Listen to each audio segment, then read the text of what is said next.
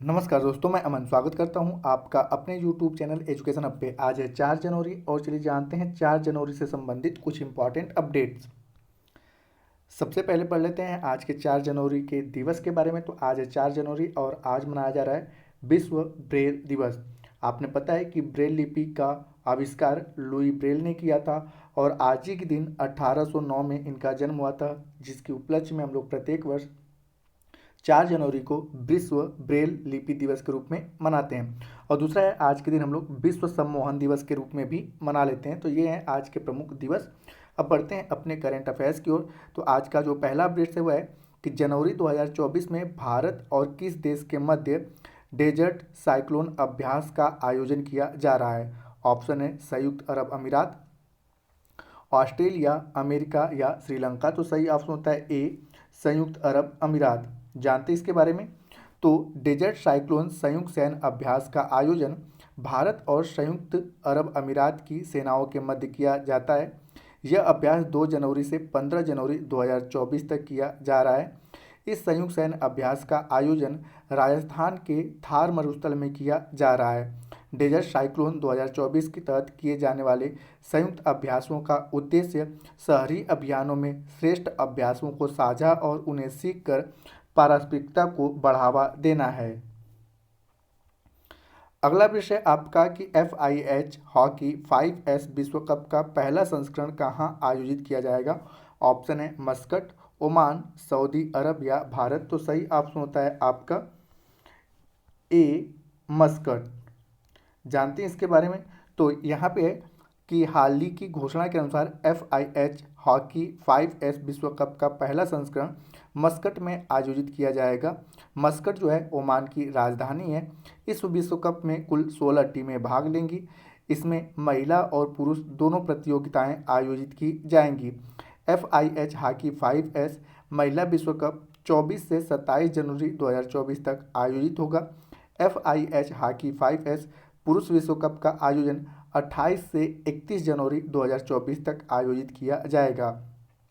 Hockey 5S विश्व cup hockey का नया छोटा प्रारूप है। कुल 20 मिनट के इस मैच में दोनों टीम में 5-5 खिलाड़ी होते हैं। इस छोटे प्रारूप हेतु खेल का मैदान नियमित मैदान के आकार का आधा होता है। मस्कट में FIH हॉकी 5S विश्व कप का पहला संस्करण खेला जाएगा। अगला विषय फेलिक्स त्शेकेदी कहाँ के राष्ट्रपति चुने गए हैं। ऑप्शन है मालदीव, नाइजीरिया, कांगो गणराज्य या मलेशिया।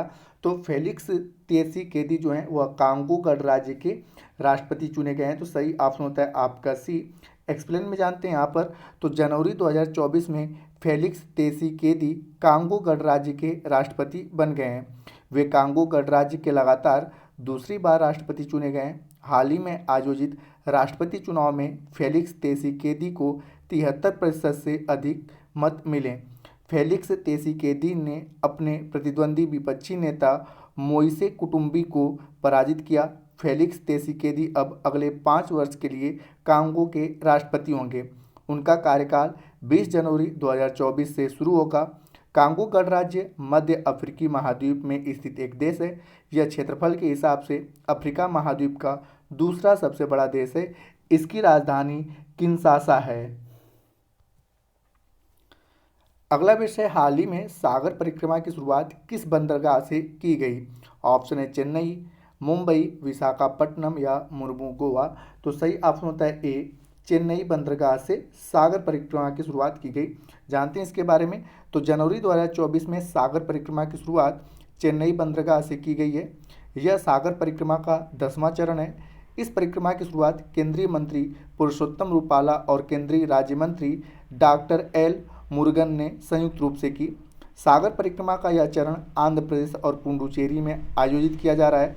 सागर परिक्रमा के पहले चरण की शुरुआत मार्च साल 2022 में की गई थी। अब तक इससे कुल 9 चरण पूरे हो चुके हैं। सागर परिक्रमा मछुआरा समुदाय के कल्याण और तटीय विकास के लिए दूरदर्शी नेतृत्व की परिवर्तनकारी शक्ति का एक प्रमाण है। सागर परिक्रमा का उद्देश्य मत्स्य पालन से संबंधित विभिन्न योजनाओं और कार्यक्रमों के बारे में जानकारी का प्रसार करना, मत्स्य पालन को बढ़ावा देना है। अगला विषय है inter operable criminal justice system के क्रियान्वयन में कौन सा राज्य पहले स्थान पर है? ऑप्शन है दिल्ली, उत्तर प्रदेश, तमिलनाडु या कर्नाटक। तो सही ऑप्शन होता है बी, उत्तर प्रदेश। जानते हैं एक्सप्लेन में। तो यहाँ पे है आपका कि जनवरी 2024 में inter operable criminal justice system report जारी की गई। इस रिपोर्ट के अनुसार inter operable criminal justice system के क्रियान्वयन में उत्तर प्रदेश पहले स्थान पर रहा। उत्तर प्रदेश लगातार तीसरे वर्ष inter operable criminal justice system के क्रियान्वयन में शीर्ष स्थान पर रहा। Inter operable criminal justice system आपराधिक न्याय प्रणाली के विभिन्न स्तंभों जैसे अदालतों, पुलिस, जेलों और फॉरेंसिक विज्ञान प्रयोगशालाओं के बीच डेटा और सूचना के निर्बाध हस्तांतरण के लिए बनाया गया है। यह सिस्टम सर्वोच्च न्यायालय के निर्देश पर बनाया गया है। इसका क्रियान्वयन केंद्रीय गृह मंत्रालय द्वारा किया जाता है।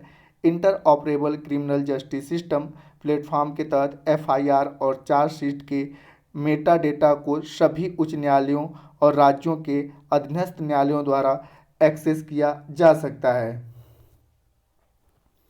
अगला विषय, हाल ही में कहाँ पर दुनिया का सबसे बड़ा लिथियम भंडार खोजा गया है? ऑप्शन है संयुक्त राज्य अमेरिका, कनाडा, ब्राज़ील या भारत। तो सही ऑप्शन होता है ए, संयुक्त राज्य अमेरिका। एक्सप्लेन में जानते हैं। तो जनवरी 2023 में संयुक्त राज्य अमेरिका के साल्टन सागर में दुनिया का सबसे बड़ा लिथियम भंडार खोजा गया। साल्टन सागर संयुक्त राज्य अमेरिका के कैलिफोर्निया में स्थित है। साल्टन सागर कैलिफोर्निया के कोलोराडो रेगिस्तान में स्थित है। यह सागर समुद्र तल से 228 फीट नीचे है। इस सागर में लिथियम के भंडार की खोज अमेरिकी ऊर्जा विभाग द्वारा की गई है। साल्टन सागर में 18 मिलियन टन लिथियम के भंडार उपस्थित होने का दावा किया गया है। लिथियम का उपयोग मोबाइल फ़ोन, लैपटॉप, डिजिटल कैमरे और इलेक्ट्रॉनिक वाहनों के लिए रिचार्जेबल बैटरी बनाने के लिए किया जाता है। वर्तमान में सबसे बड़ा लिथियम भंडार चिली में है।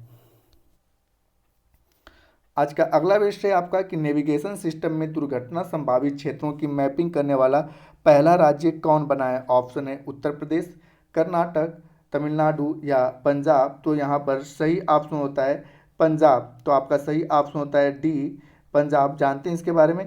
तो यहाँ पे है कि जनवरी 2024 में पंजाब ने राज्य के सभी दुर्घटना संभावित क्षेत्रों की नेविगेशन सिस्टम में मैपिंग की है।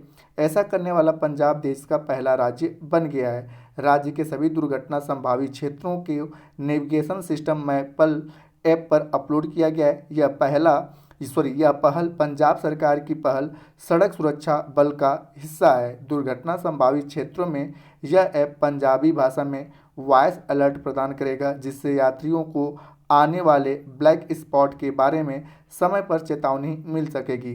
ब्लैक स्पॉट 100 मीटर दूर होने से पहले ही यात्रियों को यह अलर्ट मिल जाएगा। आज का अंतिम विषय, विश्व अंतर्मुखी दिवस किस दिन मनाया जाता है? तो आपने बताया कि प्रत्येक वर्ष 2 जनवरी को विश्व अंतर्मुखी दिवस के रूप में मनाया जाता है। तो सही ऑप्शन होता है ए। जानते हैं इसके बारे में यहाँ पर। तो प्रतिवर्ष 2 जनवरी को विश्व अंतर्मुखी दिवस मनाया जाता है। विश्व अंतर्मुखी दिवस लोगों को आंतरिक केंद्रीय दुनिया के लिए जागरूकता लाने के बारे में बताता है, जिससे यह पता चलता है कि उनके कार्य और आदतें उन्हें समस्या से कम नहीं बनाती हैं। कई अध्ययनों से पता चलता है कि अंतर्मुखी लोग बहिर्मुखी दुनिया को चालू रखने के लिए पर्दे के पीछे से काम करते हैं। अधिकांश दार्शनिक, वैज्ञानिक, साहित्यकार अंतर्मुखी ही होते हैं। अंतर्मुखी वे व्यक्ति होते हैं जो शांत वातावरण पसंद करते हैं। वे सामाजिक मेलजोल नहीं रखना चाहते हैं, यहाँ तक कि सामाजिक समारोह में भाग लेने के बाद भी थकान महसूस करते हैं। पहली बार विश्व अंतर्मुखी दिवस साल 2011 में मनाया गया था। तो दोस्तों, ये थे आज के करंट अफेयर्स के अपडेट। अब समय है पिछले सेशन में पूछे गए प्रश्न का उत्तर देने का। तो पिछले सेशन में आपसे पूछा गया था कि रक्षा मंत्री राजनाथ सिंह ने यूपी के किस शहर में बालिकाओं के लिए पहले सैनिक स्कूल का उद्घाटन किया? तो जिसका सही उत्तर था मथुरा। तो जिन्होंने भी सही उत्तर दिया उनके लिए बधाई। अब समय है आज के प्रश्न का। तो आज का प्रश्न है कि inter operable criminal justice system के क्रियान्वयन में कौन सा राज्य पहले स्थान पर है? ऑप्शन है दिल्ली, उत्तर प्रदेश, तमिलनाडु या कर्नाटक। तो आप इसका आंसर हमें कमेंट बॉक्स में दे सकते हैं। आपके कमेंट का मैं इंतजार रहेगा। तो दोस्तों, वीडियो पसंद आए तो वीडियो को लाइक करें, कमेंट करें तथा अपने दोस्तों के साथ शेयर करें और चैनल पर नए हैं तो चैनल को सब्सक्राइब अवश्य करें। तथा इस PDF को प्राप्त करने के लिए आप हमारे टेलीग्राम से जुड़ सकते हैं, जिसका लिंक वीडियो के डिस्क्रिप्शन में दिया हुआ है। तो वीडियो के अंत तक बने रहने के लिए धन्यवाद। मिलते हैं जल्दी नेक्स्ट वीडियो में।